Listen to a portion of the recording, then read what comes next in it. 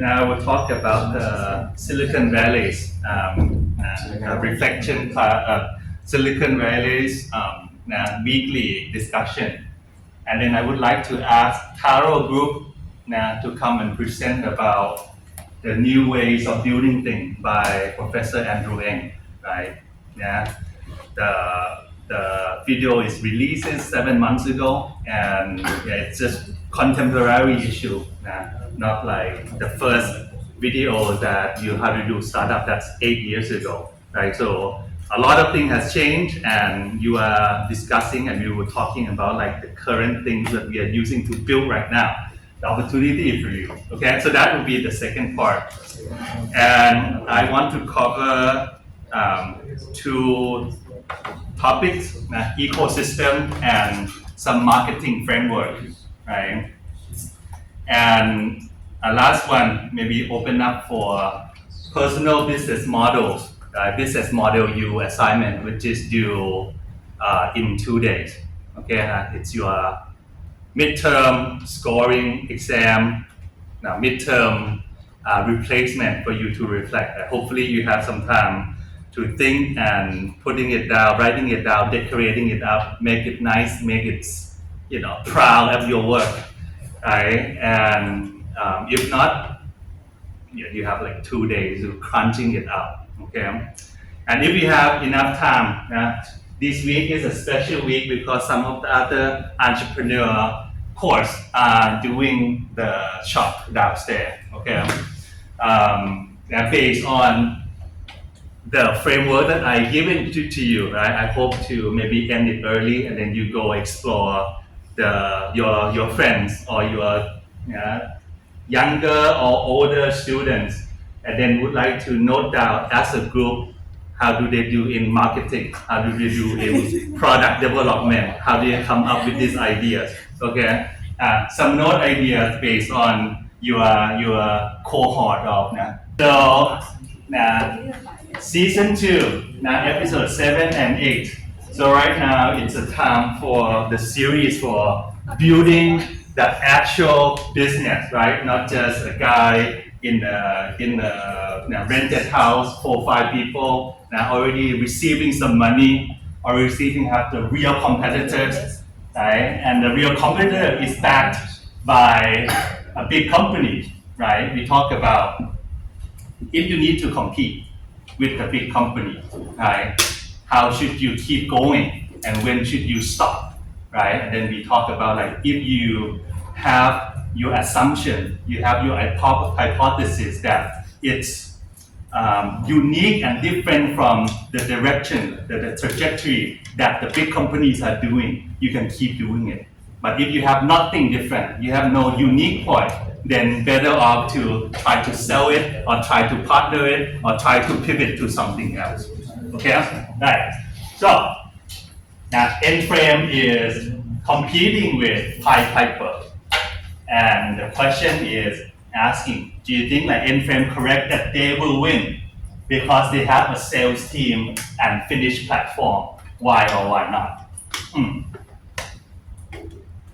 Tim, Bo, hey, Bo, Bo, yes, what do you think, Bo? So I think that they'll eventually win in the beginning. If like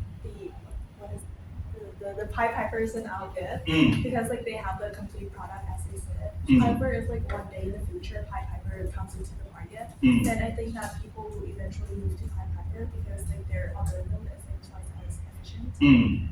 Okay, good. All right. Bo say yes, win in the beginning, but if Piper come back later, she thinks that likely that the user will move to a Piper. Okay, reasonable. Ideas that think differently, disagree with Bo. The opposite side, the one that say N-Frame will win and will keep winning. Any ideas on this opposing side? I mean, if they have a finished product already, which they said they do, when they actually try to get product market fit, you get much more like comprehensive data from the customers, and that could allow them to like iterate to a much better degree that like is right now, like with PyPiper at least, I think they don't have as good of an idea of what the customer really wants. Yes. If you can like get more input that's like deep, that would help. Good, right?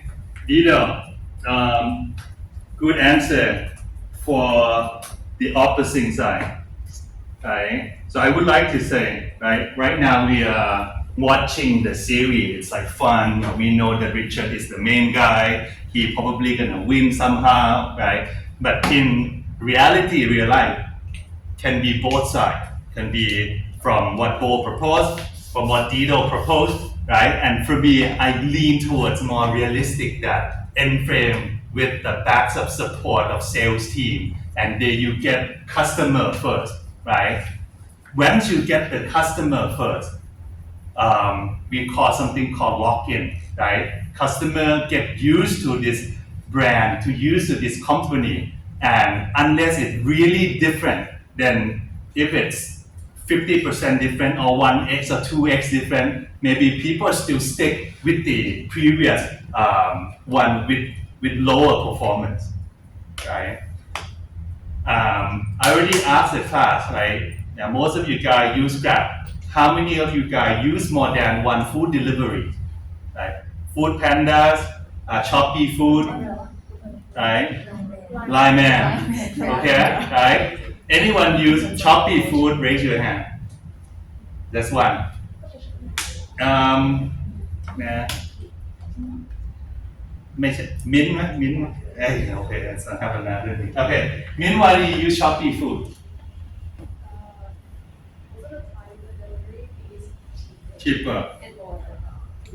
Yes, right.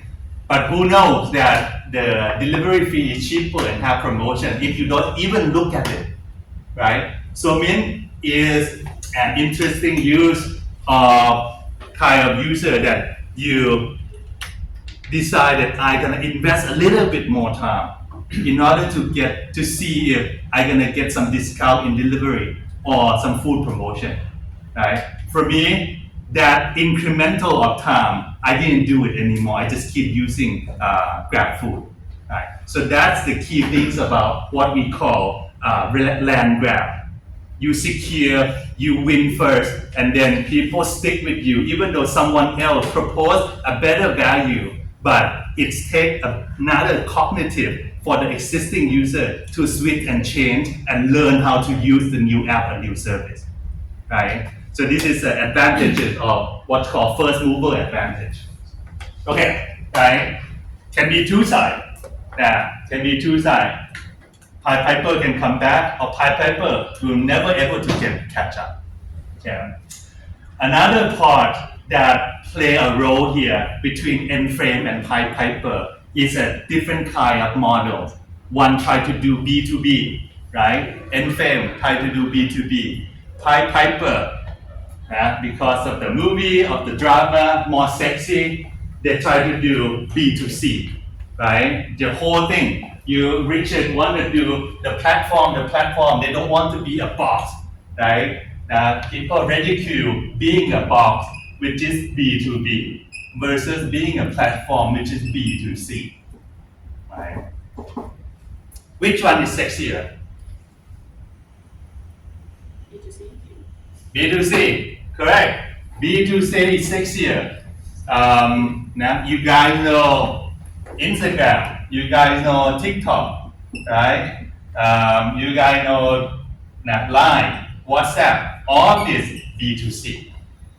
Any one of you know Palantir? Anyone? Okay, 3-4 students, 30% of the class, right? Very profitable companies, right? But mainly do B2B to the US government on different government around the world too, like probably the US and Iran is fighting right now, probably get a lot of technology that Palantir team developed, right? Now, quiet, not so in the news, but also printing money as well, right? So that's another part that you guys starting off, right, have no deep knowledge in any domain. So most of your business idea is starting with B2C, right? But as you jump into some domain, right, or maybe your family business, maybe your internship, maybe your interest lead you into that particular domain, B2B can show up because you need some expertise in order to win and provide value in that. Now, which one to get started make money? Which one is ability to make money is easier, B2B or B2C? B2C as well. Which one?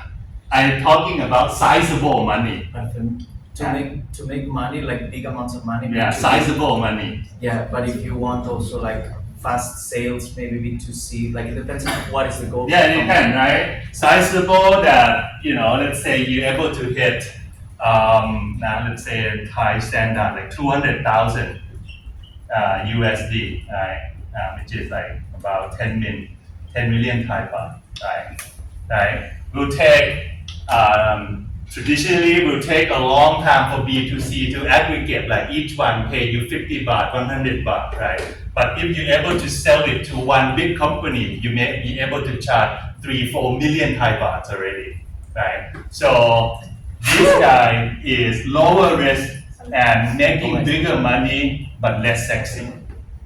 Okay, now just want to share this with you. Right? Most of you guys, when you're starting out, me as well, mostly can think of the business in a B2C domain. Okay? Now, the series try to compare the two ideas and then make it a little bit funny for you guys. Okay, second one. Should startup try to generate cash quickly as Russ now say? Why or why not? Idea. Pete, what do you think? What do you think? See, the goals of Russ Henneman is different to what Piper is trying to be, right? Because Russ is always about quick cash and getting back to the Tres Coma club. but Piper is more about like changing the world. And they eventually pivoted to decentralized internet, which would, give them more funding had they presented that idea in the first place. But anyway, like trying to make cash quickly in the beginning could hurt the business because they would have to spend a lot of money on R&D and understanding the customers. So if they, trying to convert that cash into revenue in the first place, like other parts of the business could be hurt and hurt the business in the long run. Okay, good. This is why I would like to point out to you guys because it's depend on the situation of the world. Now, Russ in the beginning in season 1 is like no revenue, 0 revenue, so that people think about the potential, right? And now when the market flip or things change, he's like, okay, we need to make money, right? So the key important point, what is the important metric, important economic unit that is important to the world? Anyone can guess. What is the big one that people talk about, which cascade down into all the economics and industry and business in the world? Ryan, what do you think? GDP? Not GDP. Yeah, not GDP. GDP is specific to a country, right? But actually, there's like one business. Where is it? One business number, one economics number that is very important, and it's trickling down into all the part that we are like doing business today. Madeline, what do you think? Return on investment? Not return on investment. Sherry? Huh? Not employment. All of these are affected with this big business number. Let me try here. My brain start.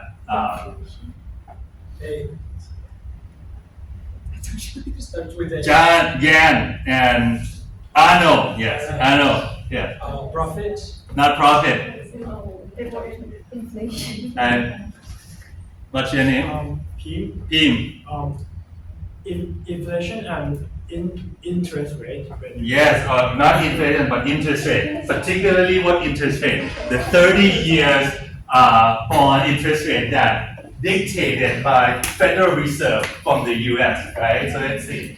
Let me show to you what is current Fed rate. We call it Fed rate.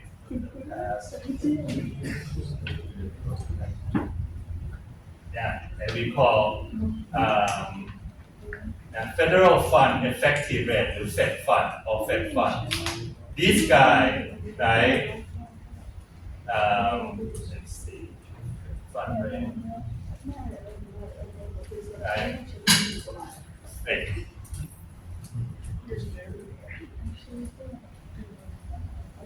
Who study finance here?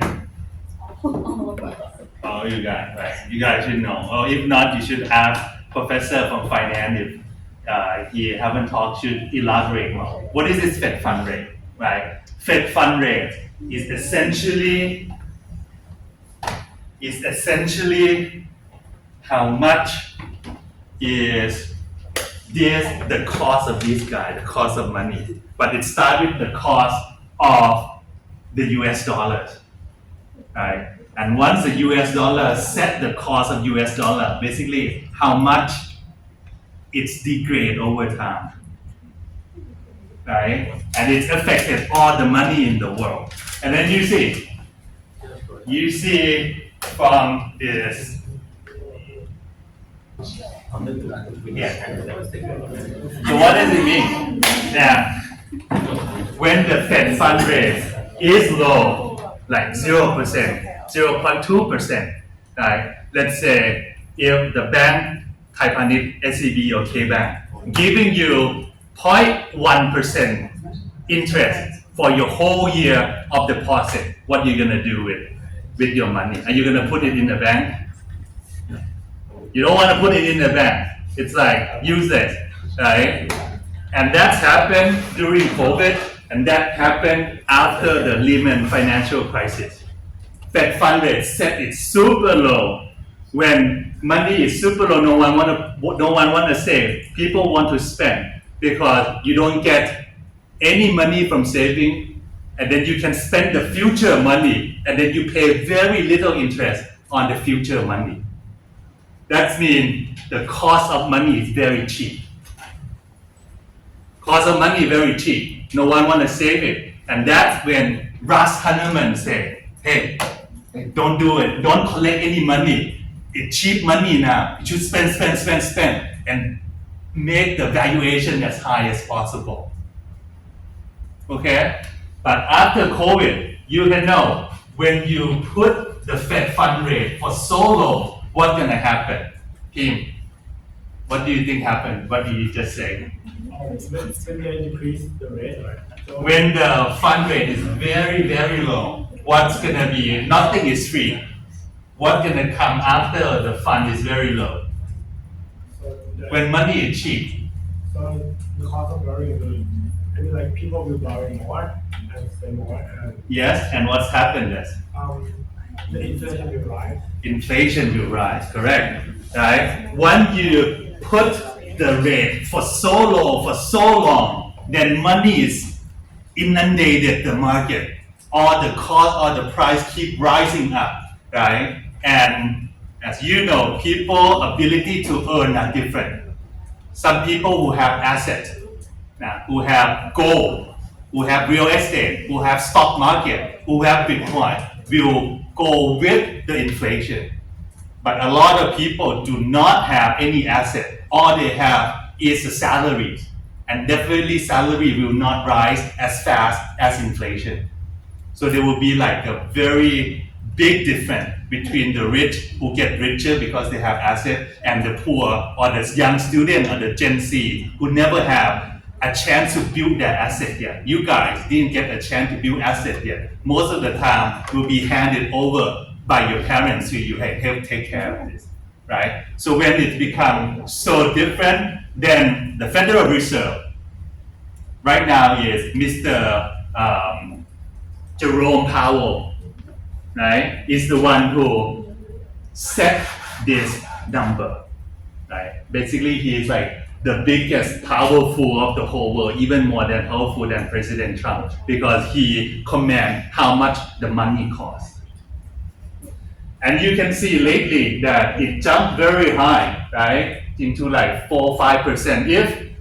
If the bank gives you 5% interest rate, will you put money in the bank?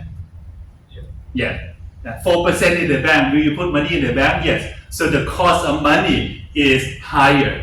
People don't want to spend anymore, right? So that's when Rush Hanuman say like, okay, no. Don't keep burning money, making money, right? But when cost of money is high, who is not happy? Like the saver will be happy, you guys will be happy, put money in the bank, have some interest. Who will not be happy? Investor or builder or people who need to show that they have something they want to build, right? So right now, President Trump, Donald Trump, and Jerome Powell is fighting to the neck because Donald Trump said, you are a stupid guy, you are like too slow, you are like not doing anything correct, because he want to pressure him to lower the interest rate so that economy under him can look good, right? No leader would like to make like, oh, my term is very sluggish economic, right? So that's something that the dynamic that play in today's world about learning from research. Right? His term is ending, his 4-year term, right? So his term is ending in May. And Donald Trump will pick who will be the next chair of Federal Reserve. And you guess, once Donald put a new Federal Reserve in place, what is that new Federal Reserve going to do first thing? Lower the interest rate. Correct, right? Correct. So you can start seeing, and then you will see the pump of the stock market. You will see people, the cost of money decrease, and you will start seeing the rise of inflation again, right? But that's the dynamic that Gen Z like you guys should like learning, because you have to take some time to build the asset so that you don't fall into like, I just keep my money in cash and every day reduce the value of your hard-earned money. Okay, right. So that's second part that I would like to share. Okay, this is funny. Okay, next one. How should Calvin think about big head statement that they will have exciting new technology but not ready until his grandchildren's lifetime? What do you think? And Sherry. I think Gavin should be concerned because it suggests that his technology, even if with the innovation, but it's like not viable to be like a business, so it won't generate any revenue for him if it won't be ready until like his grandchildren's time. So I think it's a really concerning statement that Big Head did. Good, right? Okay, one thing that I would like to share, this is like funny stuff, right? Like Big Head probably until your grandchildren. I would like to share to you that some of the companies have the luxury to do something like this, to like explore some out of the world stuff, right? This is based on Peter Thiel's books called 0 to 1. And what 0 to 1 mentioned regarding this question is, the company that is winning, the company have to be monopoly. Why the company has to be monopoly, right? the company have to be monopoly so that they can command the price. They are able to printing money, generate a lot of cash, so much to the level that they have a luxuries of doing random things, experiment on something else, right? Google, okay, before Gen AI, right now they are in the race. Like Google, monopoly in search, right? Facebook, Instagram, monopoly in social media. So they can print a lot of money, earn a lot of advertisement, and then they are able to buy some random stuff like Oculus, buy WhatsApp, buy things that protect their core. Okay. But Ajahn, isn't monopoly is illegal, right? Now, especially from European side that they have some like antitrust monopoly, like no one wants any company you have too powerful, right? Yeah, illegal or not? Right? Yes. Straightforward. Monopolizing is illegal. But the company that is already achieved the status of monopoly will try to disguise themselves that I'm not monopoly. How can they do that? What do you think, right? People say like search is dominating for Google. How can Google hide themselves and say like I'm not monopoly? How? Even though social media, mostly 70% use it on Facebook or Meta platform, but Meta is hiding and say, I'm not monopoly. What is the rationale, the reason that they're able to say, even though they are, but they say, I'm not? What is the reason that they use that I'm not monopoly? Idea. Madeline. You blame it on natural effect, like network effects, saying that we are the monopoly because the more people use us. Yeah, but then you're monopoly. The only case, I think like in our human history, that people decide that this is illegal, you have to pay, you have to break down the company. One thing is from Microsoft in the old case, right, with the Internet Explorer. Right? That's one case, and even longer you read history is Standard Oil from Rockefeller company. Right? Standard Oil need to break down into ExxonMobil, right? Need to break down into Chevron, into many things because the government say you are monopolizing the oil and gas industry. Like that's the only two cases, but no one has anything with Google or Meta or other companies right now, even though you can see they are monopolizing. How do they hide? Brian. I think they have to promote a little bit their competitors. Promote their competitors? How? For example, you're going to download or you're going to the ecosystem of Google and they're going to propose you some other competitors with Google, but they know we will not choose them because we don't know them. Okay, good. That can be the case that even though your competitors are so small, but you don't want to crush them entirely because by having them there, at least we have something to say that, hey, we have a competitor, right? That can be like a business strategy as well. But the key part that they are hiding the monopoly is that Google will not say that they're operating in search industry. What do Google promote that they are in what industry? Yeah, advertisement industry, right? And then when you're in advertisement, like the domain is so huge that hey, I'm just an online search, but I'm in the industry of advertisement, right? I'm not monopolizing in advertisement, right? And then they do random stuff like Google Map, they do something like Gmail, right? Some random stuff so that even though they're losing money on that front, I'm still making a lot of money on the monopolizing search engine front.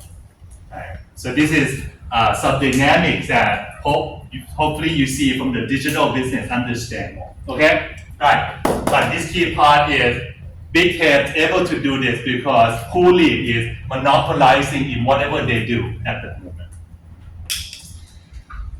With the benefits of hindsight, what should Richard have done differently to raise money from his company? Yeah, what is it? The benefits of hindsight. Hindsight of, when people say, when we look back, everything is 2020. You guys have heard this before. When you look back, everything is 2020. What does that mean? 2020. 2020 vision. What does that mean, Diro? 2020 vision. When you do like a vision test, they'll grade you at like how many you can see, and if you get 20%. Good. 2020 vision is normal eyes. Alright? Cherry, you wear glasses. What is your eyesight? Like 4. Minus 400, sun 400, right. So that's when people talk about hindsight, it's like right now you are sitting as a BBA student, right? You don't know what you should do in the future, you're just connecting the dot. For the future is so unclear. But when you look back, it's so clear that how can you come at this point? And maybe you say like, oh, I should have known this. I should have not met this person. I should not have dated this person. I should take a Ajahn Gawin class instead, or I should drop a Ajahn Gawin class instead. Whatever the reason. But you only know this by just looking back. Right? So in hindsight, it's a lot clearer than when you're making a decision at that point going forward. Right? Okay. What should Richards have done differently to raise money? Right? What should have done? Right? What did he do that can improve? What do you think? From your discussion.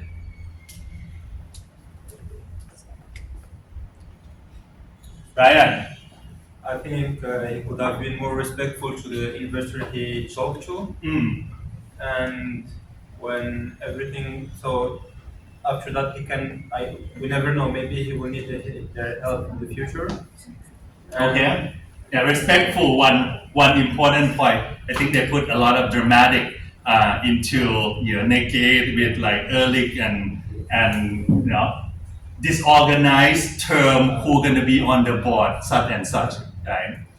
I think this point you see the importance of the board of director when they're like voting, right? Voting to make an important decision. That is actually mimic reality. Right? No matter how big the company, eventually it's boiled down into that board of director. Right? When Steve Jobs get kicked out from Apple, in 2000, that is when the board vote him out. Right? You are back then he may be not as experienced and maybe throw a tantrum on the things that he doesn't want. Right? So the board say you should just be like big head, be on like some dead air project that you don't need to exercise and command your engineer and command the budget to do things. Yeah.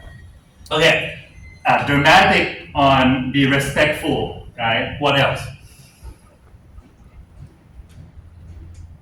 I think he didn't have to be so desesperated at some point to raise the money, because the investor will notice that and he will know that he has the power over Richard. So that's why Ross he proposed like crazy deal where he had like too much crazy valuation. Okay, good, right? So that's something that I think you can take away, cut out all the funny and fun stuff. You can see like when you meet with the investor, you understand that some of the investor doesn't really want to invest. Some of the investors just want to hear your ideas. Yeah, keep the rhythm of what is happening, right? So at least it's a game of number, right? You can do more homework of this is a real investor or this is a fake investor, right? Fake investor just want to copy your idea. Fake investor just want to copy the learning from lean startup that the startup have done. Okay, right, good. Okay, so that's some discussion. I think I will pause it here as we have enough time for the presentation on Andrew Ng. Okay, so that's one. Second part that will be the group, which is regarding Andrew Ng and building faster. So what he goes through in this YouTube video is essentially the lessons learned from him going in the startup space with AI, and the key theme is speed. So, can you go to the next slide? What Andrew Ng says in his presentation is that what he saw in the AI industry is that execution speed has become a crucial criteria for success in the AI space. And with the new AI tech environment, the environment changes constantly every 2 or 3 months. And it's very important for companies to really understand how to use speed to their advantage. And before we get into that, my friend will talk about Andrew Ng's background. Good. So, before we dive deep into the content of the video, I want to touch on briefly who Andrew Ng is. So, he is considered to be a pioneer in machine learning and online AI education. So, as of right now, his current roles regarding AI, it includes deep learning AI, AI fun, AI inspired, and landing AI, which is using AI to integrate into different industries. And also he is a chairman and co-founder of Coursera. You guys might have heard of it. It's a course platform. And also he's a professor at Stanford University. So for his career highlights, I think the most notable one is he is a founding lead in Google Brain. So I feel like that is where he got the inspiration to start integrating into the AI industry.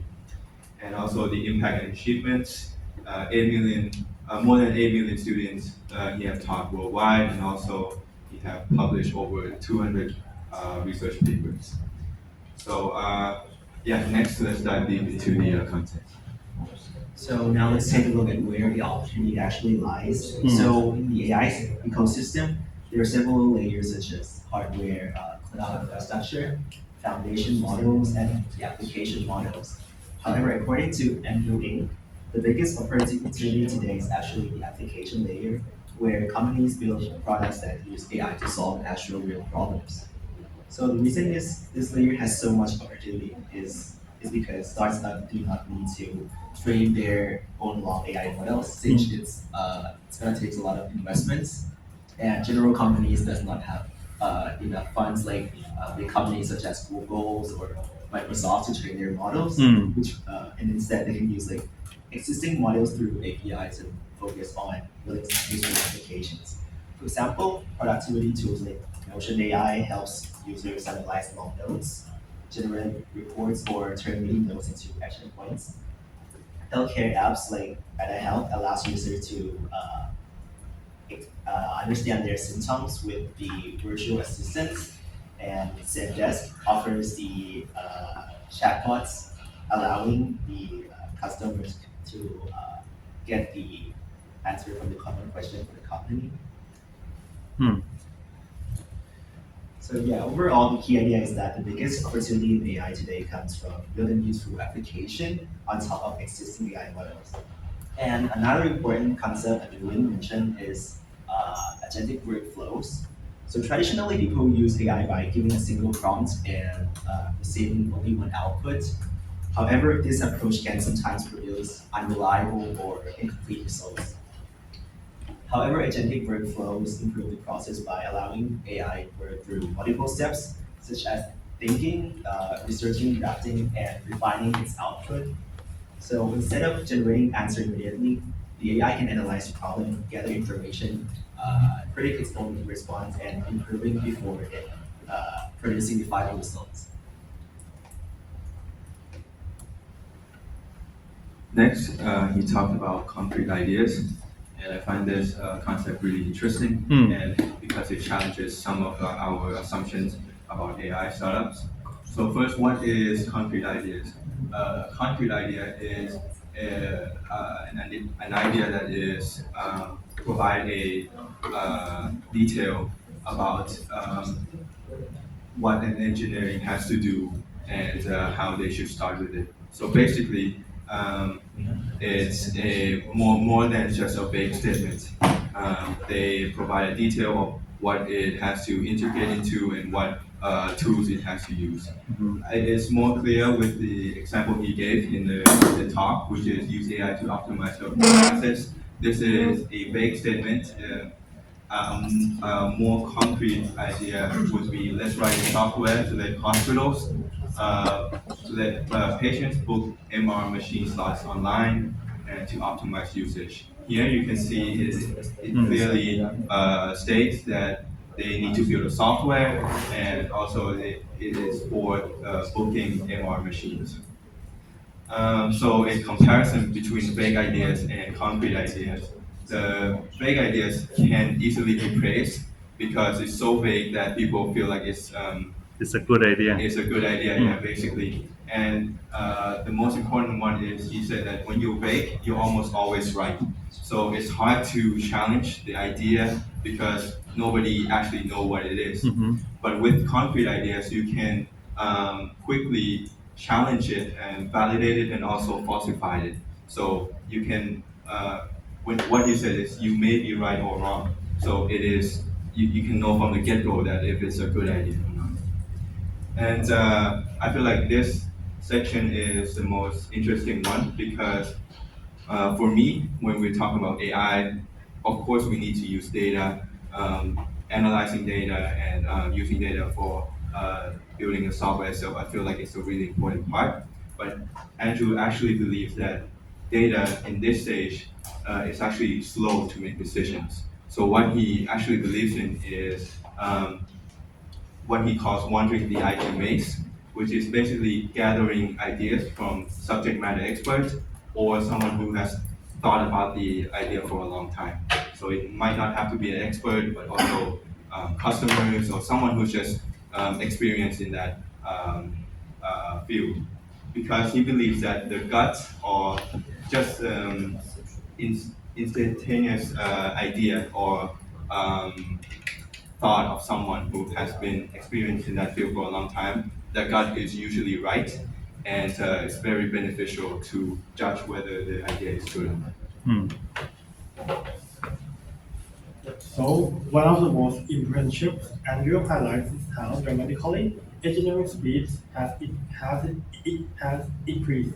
With AI coding assistance, MVPs that used to take weeks can now be built in days. Engineers are no longer spending most of their time writing boilerplate code.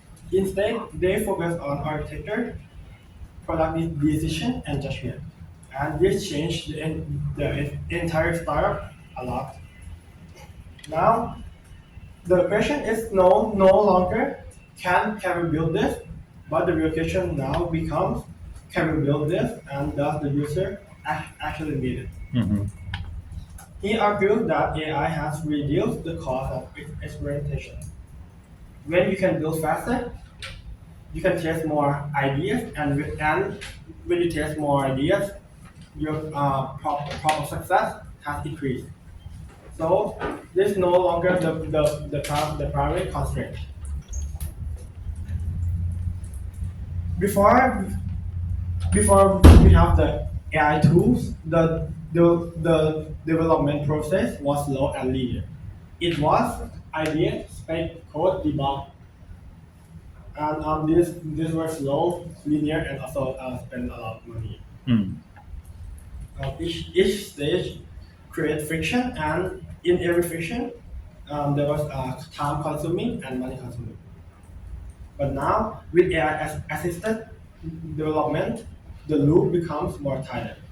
It looks more like ideas AI assisted build, iterate, and ship. Instead of long development cycles, startups can move in rapid experimentation loops. and this directly connects to Andrew's core thesis. Execution speed now compounds. The faster you build, the faster you learn. The faster you learn, the better your product becomes. So today, engineering is no longer the bottleneck, but product thinking and user motivation are. Okay, moving on, as Andrew notably quotes in the video, the bottleneck in AI startups isn't coding, it's product management. And as we know, bottleneck is like the process in the business operation that the demands are exceeding the capacity, and this process is slowing everything down. And the reason is because the latter, which is the product management, is not enhancing in the same speed as the coding. And Andrew touched on this a lot in the video, but he didn't use the exact term, which is picking up really quickly, which is vibe coding. What vibe coding essentially is, like before vibe coding, if you want to code an app, you would have to know every detail of the app that you want, like what color should it be, how big is the button. But when you're vibe coding, it's very self-explanatory. You just have to have an idea, and you tell AI assistants, what you want, and it basically codes up the whole thing for you. And you just use that code to build the app. So that's why he's saying that the coding aspect is not like a concern anymore, because they can do it very rapidly. So the concern of the startup is going to be the product management. What exactly is product management? Product management is essentially the core of the business operation that collaborates with other branches of the business. Engineers, business teams, and designers. They're the ones saying that we're going to go this direction, we're going to pivot, or we're going to double down on this. So product management is basically the middle of customer needs, business goals, and technical feasibility. And as Taro mentions, that vagueness makes you, hit the target very easily. But no one wants that. Nobody wants vagueness. Everybody wants precision, and product management is going to be responsible for that. So in order for product management to better catch up to the increasing rate of coding, we have to be able to test our users rapidly and learn from the mistakes and change up quickly. And it'd be helpful if the PMs could code as well, which shouldn't be that much of a problem because, as we mentioned earlier, that coding becomes so easy. And we have to take the feedback quickly and pivot if we have to.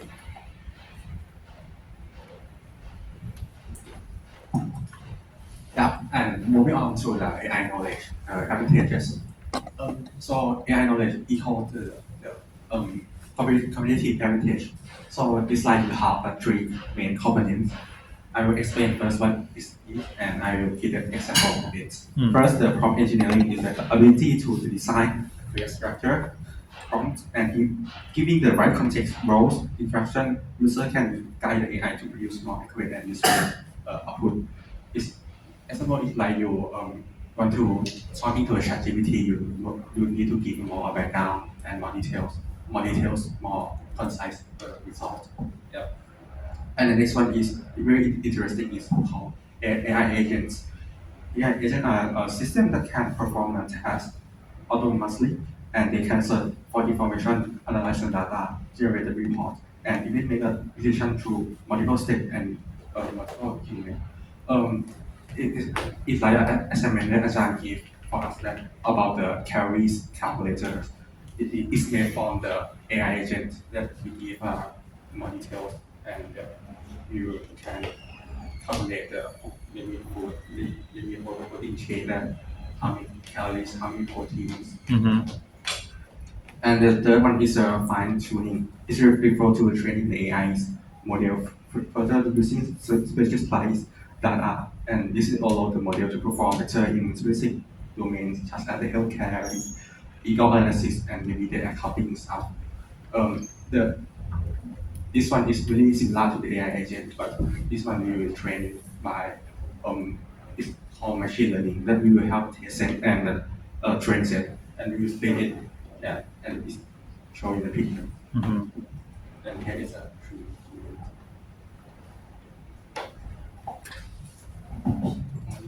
ยืน presenter Okay, so now let's talk about his Q&A session, which is at the end of the video, and I'm gonna summarizing it into like 4 interesting points.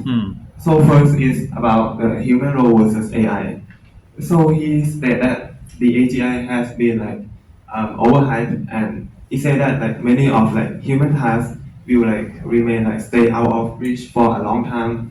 So instead of saying like AI is gonna like replace everyone, he framed is like the most powerful people is like the one who can like use the AI to do like what they want. So like whether you build the AI or you just use the AI to like learning how to like effectively like use the AI is becoming like a baseline of like your skill if like you want to stay relevant. And another point is about the compute realities. So he mentioned like some like extreme story like we need like nuclear power data centers or like, the GPU in space. And he said that stuff like that is like exaggerated and is like come out because of like fundraising or like PR purpose. And in reality, there are like plenty of like space for like scaling the GPU like on the earth. And third is about safety AI and responsible AI. So he talked about like safety AI and he doesn't like how like people use the term safety as the thing that AI like automatically has. Like he compare the AI to like the electric motor. So just like electric motor, it like cannot be safe or like unsafe by itself, but it depends on like how we apply it. So he framed the terms like responsible AI, which means like humans are like responsible for like the application of AI. And lastly is about open source protection. So he has a warning about like how some people may use like the AI fear-based story like to as a weapon to like attack like the open source, which like result in like concentrating like the innovation to like only like few gatekeepers in the industry like for like only big company, and as a result it will like it will affect like the innovation overall because like there are only like few key players who can like build the AI. Now that we covered all the information covered in Andrew Ames' presentation, we would want to talk about the key takeaways from it. And not only the key takeaways of what he said, but how it applies to us with our AI project as well as the whole class. So the first thing is that, as Andrew mentioned it in the presentation, AI is a very new space where AI is a very new space where you want to have a lot of speed to capture the market, right? But with that speed, we also have to be concrete on what we want. So where that applies for our group is that we want to do injury prevention, right? Which is, I mean, I think it's a very good idea because it's a literal pain point, you know. But that's actually not a good idea if we think about it's too broad, you know. We can't compete with like a big player who might be in the healthcare space, but what we can do is focus on one key issue, such as like the most common issue that is like a fracture is not something we can deal with, but maybe a sprain is. You know? So we should focus on initially iterating and developing a very fast MVP on a sprain prevention, right? And a falsifiable question is like, does regular and recurring tracking of your physical activity actually bring like predictive information and data that can actually be acted upon? Because a lot of AI models, if you input what your injuries or like your symptoms, it'll give you the same thing. But what we want to know is that if we have something recurring from user input, will that provide more value? Another thing for our project is we want to work on setting up the infrastructure for our agentic AI's workflow at the beginning stage, and also make sure that that agentic workflow is not linked or stuck to one LLM like OpenAI, because as Andrew said, the industry changes very fast every 2 or 3 months, and it's like we can see it's like the Claude model this month has been vastly superior to OpenAI or Gemini. And the final takeaway for us and our work is that product thinking is key. The bottleneck has shifted away from the actual technical ability to do it because AI helps so much. Of course, we still need to know how to do it ourselves to a degree, but we have to understand the problem to a deep degree first. And if we don't have the experience, we should find it from, like you said, what the experts are saying, or just people who have thought about it really deeply. And we should act upon that very fast and not like procrastinate on, is it a good idea? Because the key, we will only know it's a good idea when we actually execute. Yeah. So that concludes our presentation on Andrew Ng's presentation. Okay, thank you. One or two questions from the students. Ideas. Pimnara, any questions? I do have a question. Like, this is in terms of the speaker, like people's use, but then just for your group, I just want to know, like, boil it down to just for this presentation. What aspects of this presentation did you use AI to do? Okay. Are you asking like how AI is helping build this presentation? Yeah, or even like the process when you guys discussed or was like creating this whole presentation, or like even listening, doing the recap for the video. Like, what did you guys use? Well, I put the video link in AI and then I let it summarize and create the prompt and put that prompt to the slide generator to generate the whole slide, and then we read and then we edit the slide. So we finish it really quickly. And but you did watch the video. Yeah. Okay. And an important caveat is that we use both. Good. So it's like a lot of we don't really know how to design slides, right? So that's not really what we want to focus our time on, but it's more about the idea of like what's the actual takeaway, So we watched the video and as well had an educated discussion with AI to figure out what we want. Okay, good.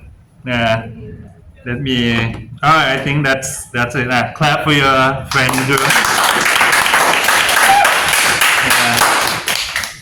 Okay. Is every group already presented? You let me present one. Which group? It was the Cali LAI มาวันนั้นได้มาไหม Did you come น่าเป็นห่วงเดี๋ยวคุยกัน So I think every group already presented. I think I saw and he share มาให้หน่อยเดี๋ยวคุยนิดนึงนะ and since every group already presented, that I would like to pinpoint that it's fair to every team. Fair to every team, right? And this is the last group. North, right? North.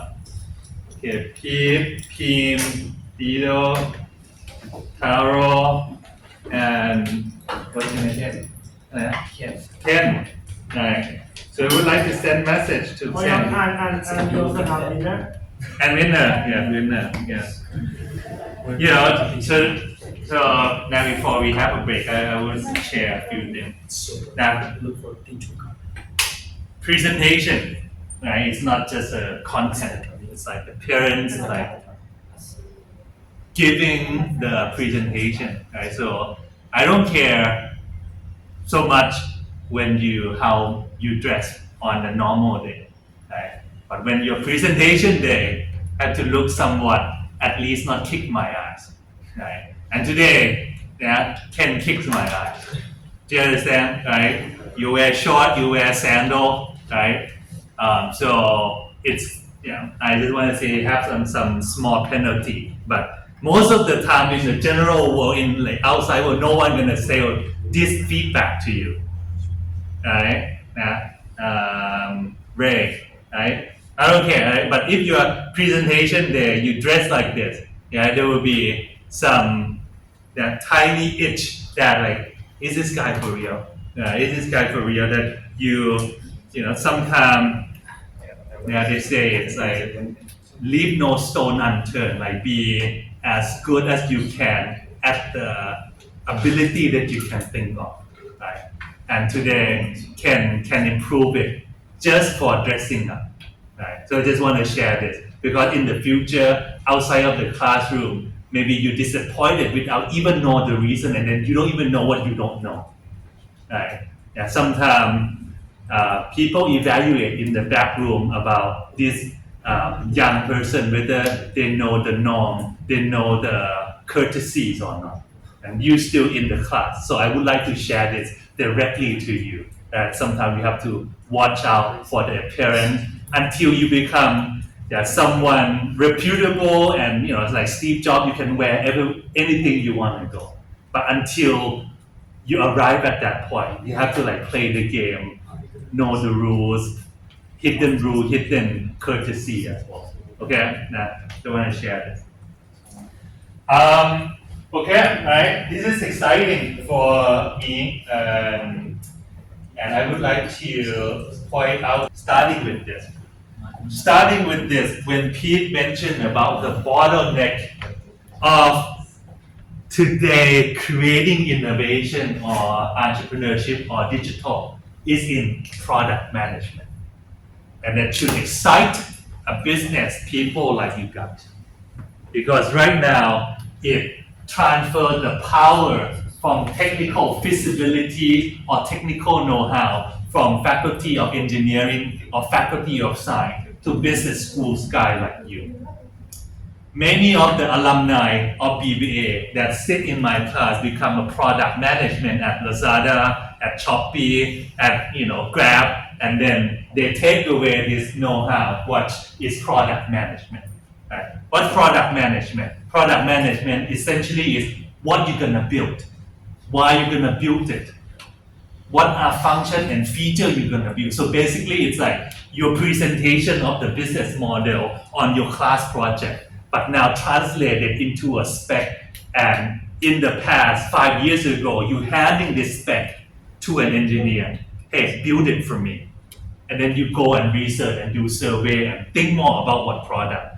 But engineer turnaround time is so long, 1 week, 2 weeks, 3 weeks, that you have an ability to think and marinate your idea and come up with the new function feature. Not only that you need to test and make sure it's bug-free and it's workable until you release, right? That's a long cycle loop time. But now with AI, this guy become bottleneck. That means you can produce a lot more stuff. Right? Andrew Ng said in the past, one product manager take care of 4 to 5 engineers because each one needs to build a feature. Okay, favorite friend, follow someone, sending a message, log in, log out, product, purchasing, payment, integrate with credit card. All these take time to build. So that's why you have 1 to 4 or 5 or 6 engineers. But now the engineer become AI, and then they can do it in 20 minutes, 30 minutes, or during the time like at night. So now you wake up again, and then you need to figure out what should I tell the AI to do. What are things that we can tell? Because every now it's not just Thailand. People all across the world able to generate some value like this as well. Right? So that's product management. And then since we are talking about this, I would like to add each of your team created a prompt so that I will be the engineer for you to create your product, right? So based on who is talking on this? Not you. Yeah. So now to talk about prompt engineering, what to build, right? Most of you guys are digital product, right? What is your product again? Your business idea? Wedding planner. So I would like you to do the prompt so that I will putting it in my Claude Code, which I pay $100 per month, right? I will use your prompt, building some landing page and showing it to you so that you can give me another prompt what to adjust. What is your product? We are doing the trouble recycling project. Trouble recycling. Yeah, whatever it is, you prompt it to me, and then I will put in the code. I will run during the week, and then I will show it to the group so that you have your own landing page. And then you tweak, you think about time. Please, I will. Each of you will have your own project, right? You will sign up with GitHub, and then I will share the code for what they have created, and then you will own that project. What's your name again? Max? Max is what's your project? Parking. Did you change it yet? No? Not changing it.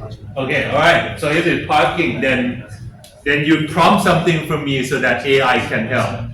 Dito, what's your project? Injury prevention. Injury prevention, sure, right? You give me the prompt because with this AI, I'm sharing to you that it 10x my ability, like what Andrew mentioned. All the things that I think about want to build in the past 10 years and I didn't get the chance to build, I'm able to create it in 2 months because I pay cost and it helped me create something, right? And then I want to show something to you, like I think it hasn't really made money yet, right? But at least I show you the possibilities and all the ideas and product management that I was thinking to build, right? Start off.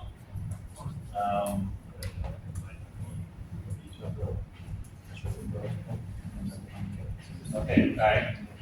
Start off with the thing that I just want to capture myself or the memories.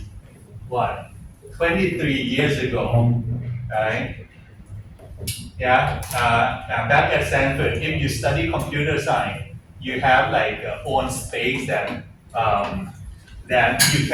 you can put yourself. Yeah, right. So I have all these ideas that I want to build a personal website and then write about each of the class that I took and my reflection on that class. Right? Let's say you took like 4 years of BBA.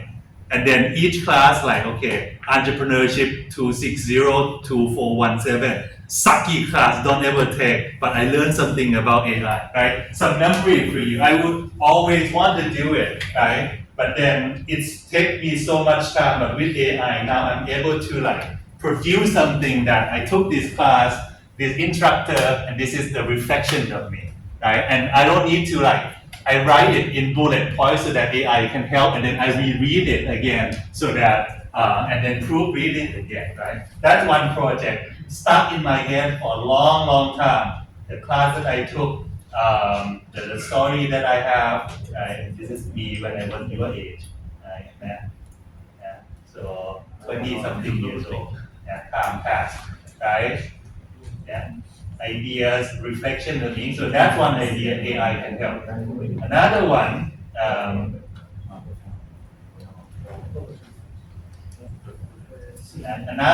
I'm working with my colleagues who is Chinese. We would like to introduce the international school in Thailand for the people who don't want to send their kids to Chinese school in mainland China anymore because maybe it's so competitive and cutthroat.